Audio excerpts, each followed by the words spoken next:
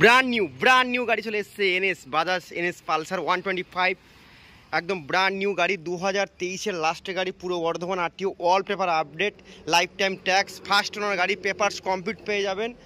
এই গাড়িটা মাত্র 82,500 টাকা পেয়ে যাচ্ছেন। স্টার অটো একদম ব্র্যান্ড নিউ শোরুম দেখতে পাচ্ছেন, স্টার অটো নিমো মেমারি, পুরো বর্ধমান ডিস্ট্রিক্ট, একদম আপডেট কালেকশন। বন্ধুরা চলে আসুন স্টার অটো মোবাইলসে।